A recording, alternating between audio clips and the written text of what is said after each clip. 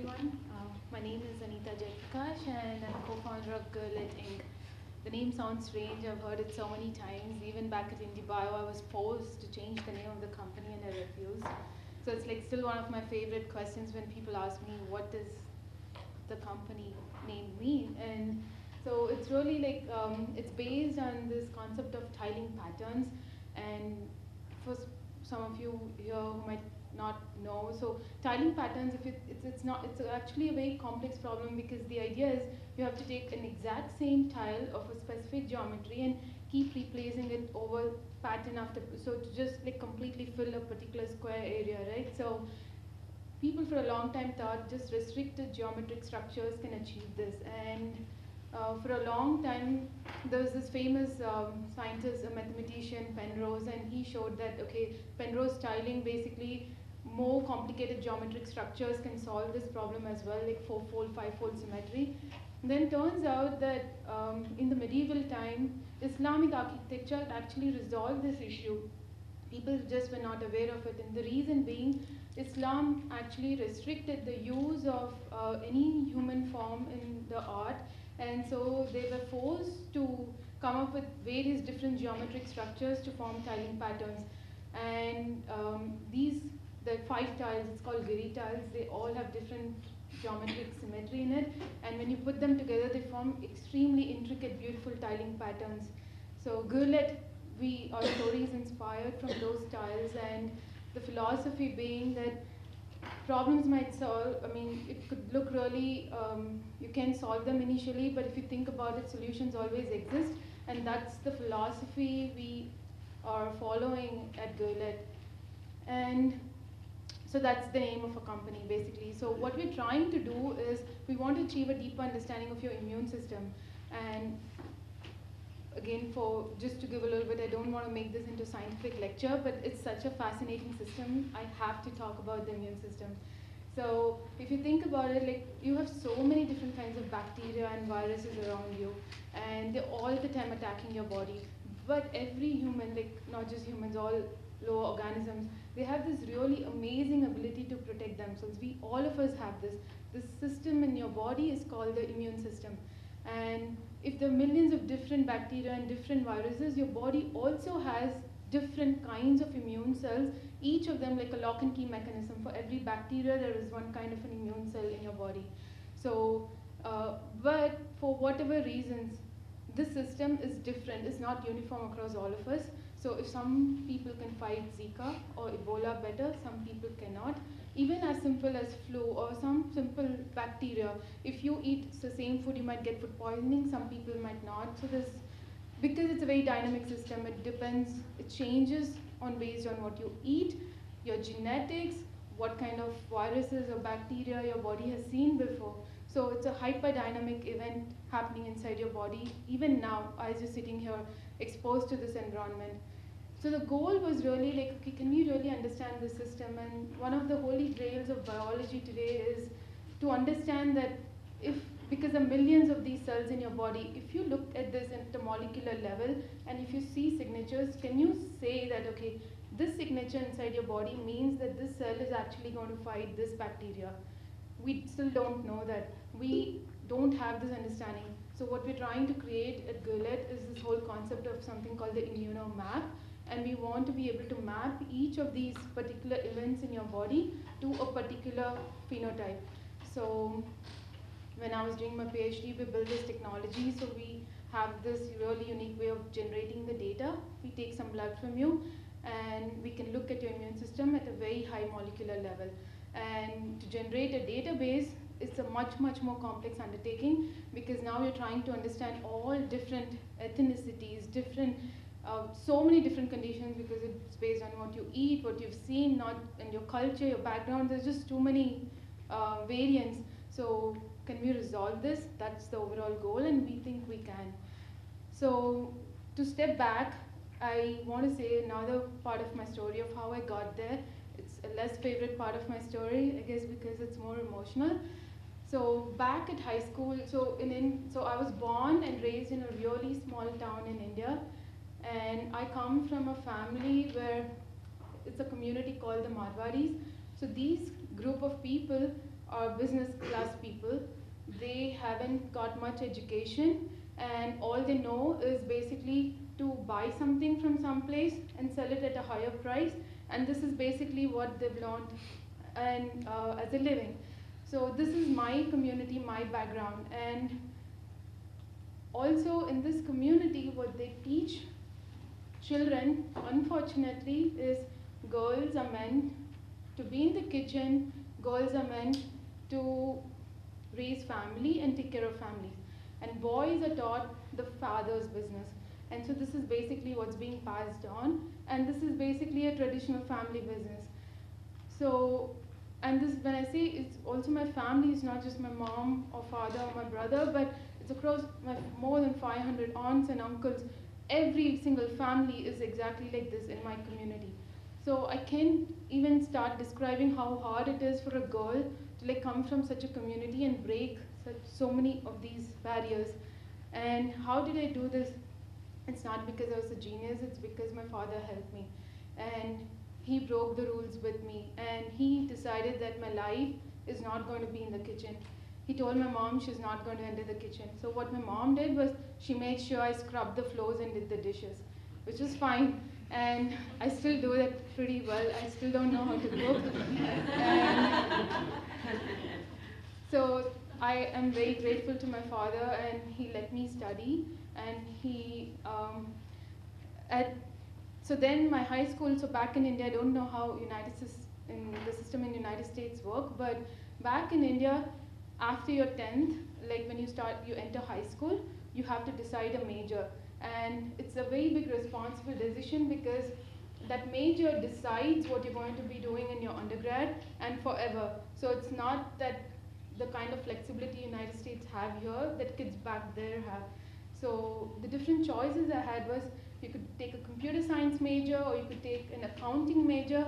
And I was very nervous because I was too young and ignorant to really know what I want from my life in just such a small age. But there was one major that could make me take both biology and math. So what this allowed was I could be a doctor, an engineer, or a scientist after I leave my high school. So it gave the most flexibility, but it was considered the toughest major. That was also very challenging. In all honesty, I wouldn't say it was the love for biology that made me choose, but it was really the lack of, I was too afraid to make a choice that early on. And also because everybody, all my friends told me this is really hard, don't do it, so I wanted to do it. And so this was the major change of event at that point that happened. My best friend, she begged me, she was like, please don't do this. She wanted to do computer science, and so it was a really hard choice for me at that point to part ways with her and still do this, but I was too nervous, and so I still decided to do the biology major. Had I done the computer science, this would have been a completely different story of my life. And at the same time, well, my high school, I was finishing up my high school, something else was happening. My grandfather, he was a very successful businessman. He left my father lots of money, land, factories. Like, I was born rich. And during the phase of my life, as I was growing up, my father made a lot of bad choices, bad business decisions. We lost everything, our home to mortgage, everything. And during the high school, we had no money. And at that point, I remember telling my father, it's okay, it's not a big deal. Like, I mean, he knew how much I loved to study, but he was like, I told him it's fine, we'll figure something out. And then I thought that was the end of it. Because education in India, especially college, is very expensive. And then help came in the most weirdest form. A family sponsored my undergrad. And so I did my undergrad, and if I had that help, if I did not have that help today, I wouldn't be standing here. So I did my undergrad, and then I took up a job after to help and support my family at that point. And it was early startup companies, biotech startups. I kept jumping job after job, 4 months, 5 months. I kept switching 3 jobs, and then I was like, I have no idea what I'm doing. The common denominator of all the 3 is me, and it can be wrong. It can be that something is so bad with all the companies I'm working in. And so I was like, okay. And at that point, a lot of my other friends were going to United States, and I heard so many amazing stories of US. I was like, okay, I should go to US. I had no idea. I didn't know anybody there. I didn't know what I'm going to do, but I was like, okay, United States is the way to go. So I started applying for universities because I had no money to pay for any education. So I was like, I might as well try. If I get a scholarship, then it's great. And so then I got a full scholarship in a very small university in Michigan, but that was for chemistry. I've only known biology, so I was like, okay, so it's a full scholarship. I get my entry into United States, and maybe chemistry is the way to go. I don't know, so let's try and explore. And I come to United States. It's a full scholarship. I get a GPA of 4. My teachers are like, oh my God, this is really rare. This is great. But I was so unhappy at the end of it. I thought I wasted 2 years of my life. And it's just mainly because I just felt chemistry to be very boring. Biology had no money. And I remember thinking, okay, maybe computer science was the way to go. I should have listened to my friend. And then I was like, okay, you know what? MBA is the way to go. I was so lost. I had no idea what I'm doing with my life. At that point, I was like 26 years old. I was like, oh God. It was so, I don't know, I think many people here might have gone through similar phases. And unlike the other two stories that you just heard, I had no idea what I wanted. And so then again help came in the weirdest way. I met Ravi, my co-founder. He is an assistant professor at Mount Sinai. And talking to him, and at the same time, a major thing happened in biology. A technology called deep sequencing was launched.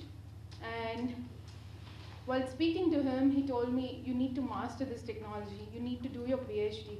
And I was like, I don't think I'm too smart to do a PhD. And he said, you should, and I know you can. And so with a lot of mentorship from him and support, and I did my PhD with him. He was my thesis advisor as well. But those 4 years of my PhD was so much fun. We explored a lot. I had 4 patents during my PhD, and I finished my degree in 3.5 years. And I would think it was a successful completion. I was very happy. It was all great. I got my PhD. I never dreamt this was even possible. And then I got a job offer. It came to me. The reason I also graduated because I had this amazing job offer in my hand. It was an amazing salary. I was like, this is it. So I take up this job, and 3.5 months into it, I was so miserable, so unhappy. And my father was like, you need to stop going into companies. You're just not meant for it. You're never going to be happy. And I was like, you know what? This is probably something that fate is trying to tell me. And that's when Gulet was born. So in a way, a lot of failures really led to the birth of my company. I gave my all to it. But it was very hard. New York City is extremely hard for startups, especially technology startups, probably because they understand the drug structure better. Pharmaceuticals survive on the East Coast better. But my startup struggled so much. I tried everything, applying to all NIH grants and applying to so many different incubator programs, bidding on governmental contracts. One accelerator program said, you have no sense of business, your business model sucks, we cannot let you in. I was like, okay, great. And so then NIH funding said, okay, your startup it's too early on, it's too risky, we cannot support you. And we were at the very bottom. We were like, okay, I had decided to give up. I was heartbroken. And then IndieBio came along. Right at that time, I get this letter saying I'm accepted into the IndieBio program. They funded us with $200,000, gave us 4 months of lab space, and I moved from New York City to San Francisco. Like for many people, I don't know about their experiences, but for us, IndieBio had changed everything. I land here at IndieBio. My entire goal at that point was to explore the Bay Area, really get my technology to scientists at UCSF, immunologists, because our goal was like, if scientists don't appreciate what we're doing, if they don't validate us, there's really no point in like getting it to people first. So that's what we ended up doing. People were really, they received it very well. We got more funding from venture capital, and now we are a group of like 6 to 7 people and just expanding further. So if any of you are interested, like you don't need to have a biology background, we can teach you. But if you want to be a part of this startup, please come join us, we are hiring. So Yeah, and I think like mainly I would say like there's so many incidents. I didn't know what I wanted in life. I'm sure everybody has like this chorus of do this, don't do that. It just never ends, and what's right, what to do. And so in my case, in so many cases I was lost, but there were few things that I knew I really wanted. I wanted to study. I wanted to come to United States. I wanted to work with Ravi, especially graduate school. He is a very non-traditional scientist, and graduate school at Sinai had told me don't join his lab because they're very protective about graduate students. And in every piece, like that was just a very unconventional decision to do my PhD with him, and that changed a lot of my thought process and thinking as well. And Gulet, I learned, was really my path to happiness. I was finally happy. So I would say, like, if there's any, like, a take-home lesson from my story is like, if you're not happy, don't stop exploring. So, thank you.